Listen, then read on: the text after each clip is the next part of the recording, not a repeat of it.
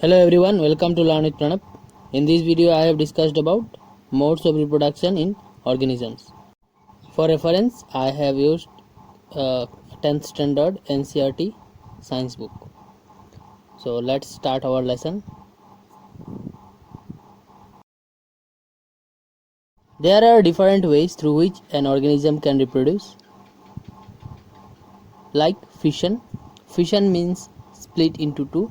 When an organism divides into two, we call it fission. There are different ways through which cell division takes place. One of the way is fission. Fission occurs in unicellular organisms such as amoeba, bacteria, protozoa, etc. If you have not seen fission in any amoeba, then here is a clip. You can see two amoeba cell.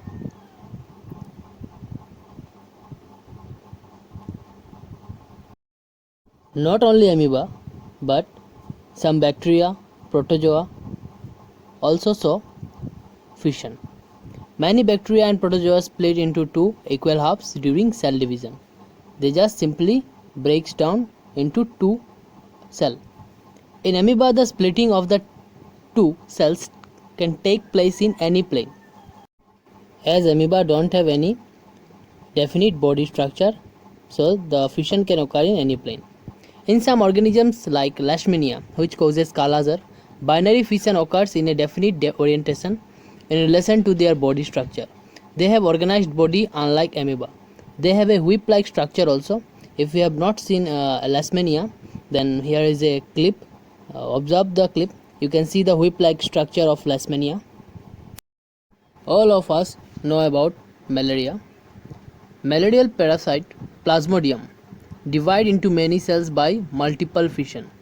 The parasite which causes malaria is Plasmodium. It's actually a protozoa. You can see the division of Plasmodium here. They show multiple fission. That means they divide into many cells simultaneously. The next mode of reproduction is fragmentation. It occurs in some multicellular organisms. Some multicellular organisms with relatively simple body organization can reproduce through fragmentation. Spirogyra, for example, simply breaks up into smaller pieces upon maturation. These fragments grow into new individual. Here is a pic of Spirogyra. You can see the spiral inside the cell. That's why it is named Spirogyra. Not all multicellular organisms can reproduce through fragmentation. Only those multicellular organisms having simple body organizations can reproduce through fragmentation. Here is a pic of fragmentation in Spirogyra.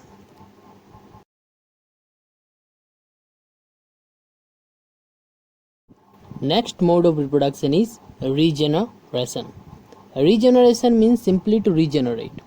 Many fully differentiated organisms have the ability to give rise to new individual organisms from their body parts. Differentiated means that is, if an organism is somehow cut or broken up into many pieces, many of these pieces grow into separate individuals. This is known as regeneration. Examples of organisms showing regeneration are Planaria and Hydra. Planaria is a worm. It is also known as flatworm. Here is a clip of Planaria doing regeneration.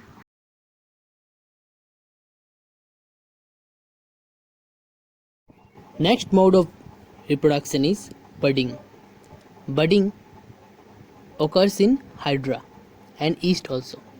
A bud is an outgrowth develops due to repeated cell division at one specific site. If repeated cell division occurs at one specific site, then budding occurs. Bud is produced.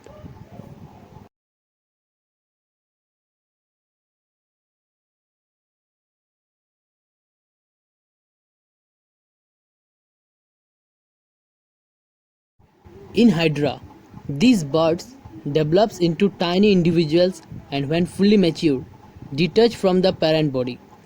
and become new independent individuals.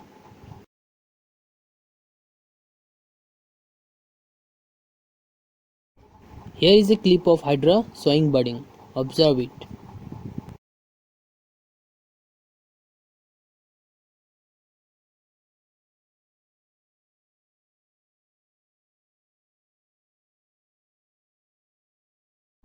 Yeast is an unicellular fungi. It also reproduces through budding. Here is a clip.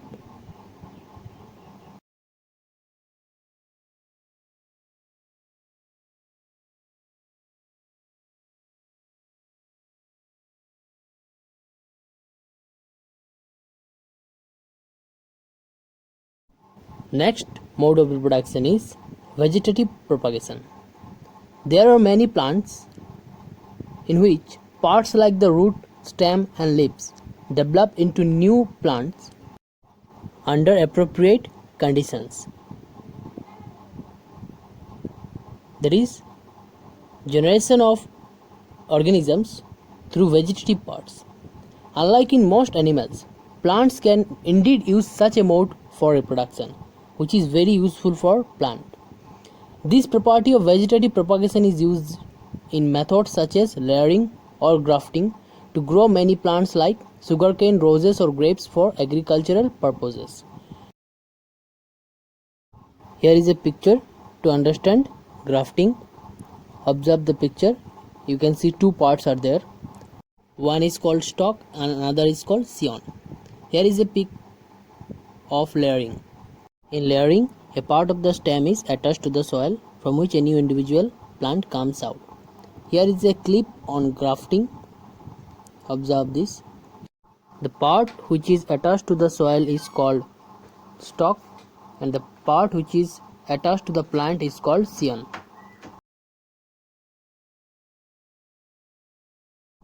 There are many advantages of vegetative propagation, like plants raised by vegetative propagation can bear flowers and fruits earlier than those produced from seeds.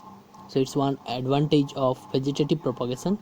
Another advantage of vegetative propagation is that such methods also make possible the propagation of plants such as banana, orange, roses, jasmine that have lost the capacity to produce seeds. If you have not seen rose, here is a clip, and if you have not seen jasmine, here is a clip. Another important advantage of vegetative propagation is that all plants produced are genetically similar enough to the parent plant to have all its characteristics. That is, all the characteristics of parent plant is found in the offspring plant. Vegetative propagation also occurs through leaf. In Bryophyllum, buds produced along the notches of the leaf develops into new plants after falling on the soil. If you have not seen Bryophyllum, here is a picture of Bryophyllum and here is a plant also. You will see the plant of Bryophyllum.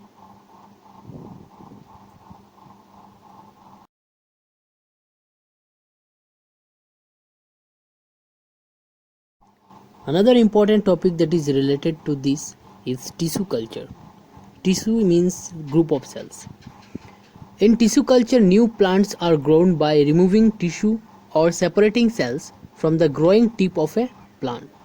So cells are separated and they are cultured to form new plant or plantlets. Here is a representation of tissue culture through a picture. The cells are then placed in an artificial medium where they divide rapidly to form a small group of cells or callus. Small group of cells are also called callus.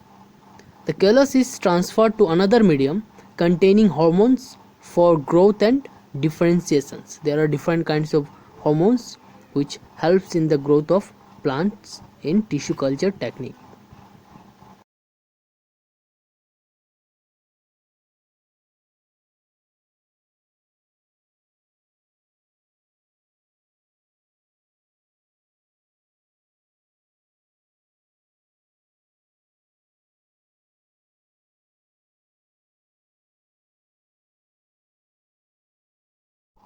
The plantlets are then placed in the soil so that they can grow into mature plants.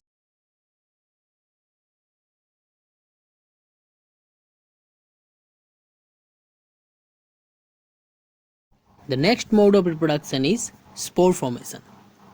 Even in many simple multicellular organisms, specific reproductive parts can be identified. The thread-like structure that develop on bread are the hyphae of the bread mold Rhizopus. Rhizopus is a fungi, unicellular fungi, uh, which is also known as bread mold. When breads are left, then Rhizopus develops on the bread. They are not reproductive parts. On the other hand, the tiny blob onestic structures are involved in reproduction. The blobs are sporangia. You can see the tiny blobs, they are sporangia, which contain cells or spores. Spores means seed that can eventually develop into new Rhizopus individual. Here is a clip showing release of spores from sporangia. Observe it. On this note, I have finished my module on modes of reproduction.